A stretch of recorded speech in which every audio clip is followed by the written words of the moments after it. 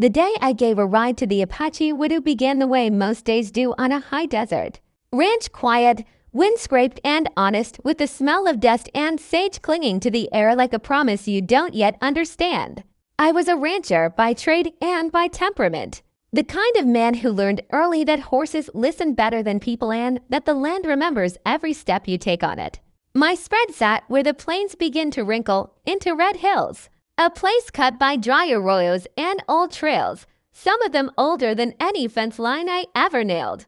That morning, I saddled my bay gelding Cruz. Before the sun cleared the ridge, cinching tight and checking the leather with the same care my father taught me, because a careless knot can cost you more than pride out here. I had a long ride planned, checking a broken section of fence near the cottonwoods and moving a pair of strays back toward the south pasture. And I was content. In the rhythm of it, the steady creak of saddle, the patient roll of Cruz's gait, the world narrowing to hoofbeats and horizon, that's when I saw her standing near the old trading road with her headscarf pulled low against the wind. One hand resting on a small bundle, the other steadying herself as if the ground itself might slip away. She wasn't dressed like the tourists who sometimes wandered through chasing sunsets. There was purpose in her stillness, a gravity that stopped me mid-ride. When I drew closer, I saw grief carved into her face with a dignity that made me lower my eyes without thinking. She spoke softly, her English careful but clear, and asked if I was riding north toward the river crossing. I told her I was, and she nodded once, as if the answer confirmed something she already knew. Her name was Ayana. She was Apache, a widow, and she had lost her horse 2 days before when it broke a leg in a wash and had to be put down. The law she spoke of was not written on any paper I'd ever read, but it was older than the trail beneath our feet, and I would learn too late how binding it could be. At the time, I only saw a woman stranded by fate and a road that didn't forgive delays. Offering her a ride felt like breathing, natural and necessary, so I dismounted, loosened Cruz's cinch, and helped her up behind me, careful to give her space, mindful of respect. The moment she settled, the world shifted, though I couldn't have told you how. Cruz stepped forward, and with that step, a line was crossed. We rode through the heat and into the afternoon, the land unfolding in wide, unforgiving beauty, mesquite shadows, the rattle of cicadas, a hawk spiraling above. And she told me pieces of her story in the pauses between hoofbeats. Her husband had died in a river accident the previous spring, swept away while helping others cross during a sudden flood. A man remembered for his steadiness and his courage. She was traveling to stay with her aunt near the river, a journey she had made many times before, but never alone.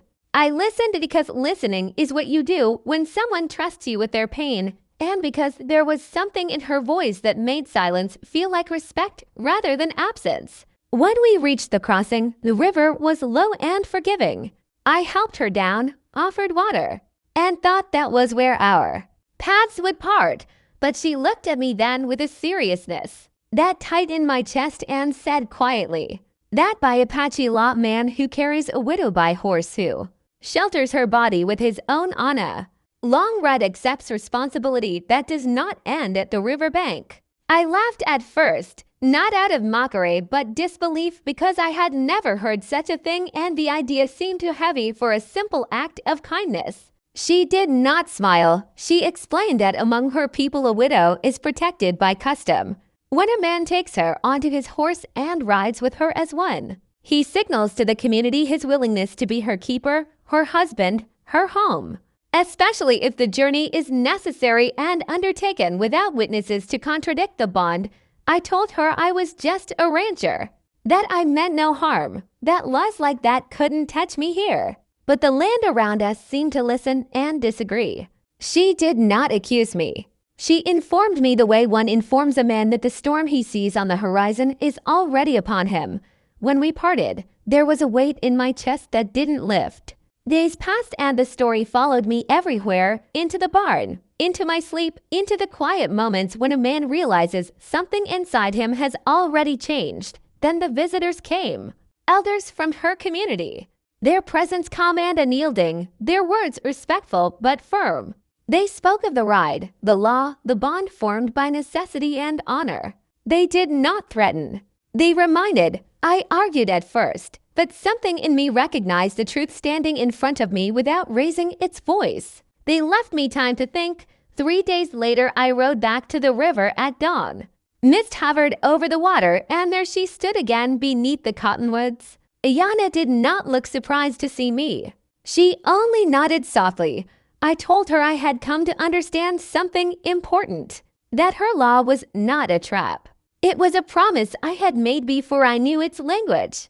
And if staying meant standing fully in that promise, honor, home, and heart, then I would not stand halfway. She steadied me carefully before saying that among her people love is not always loud at the beginning. Sometimes it grows slowly from duty, the way grass grows from hard ground. That day we rode again. This time she rode beside me on a borrowed chestnut mare. The land stretched wide around us, and something between us began to grow quietly. Weeks passed. I brought her to my ranch not as a guest, but as a partner.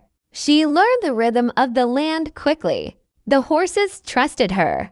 The cattle settled around her calm presence. At night we talked by lamplight about our pasts, about her late husband, and about my father who taught me that a man's word is like a fence. Once you set it, you don't step over it. Our love grew in simple moments. Sunrise coffee, quiet rides, shared work, and hands that found each other naturally after long days.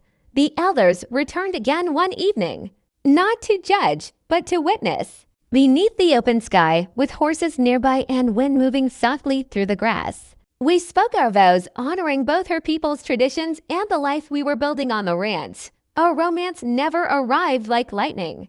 It grew like the land itself, steady, patient, and real. And when people later asked how a simple ride changed my life, I told them the truth. Sometimes the road gives you exactly what you didn't know you were brave enough to carry. This story doesn't end with escape or regret. It ends with a promise kept, a love chosen, and a forever that began with a single act of kindness and the courage to stand by it.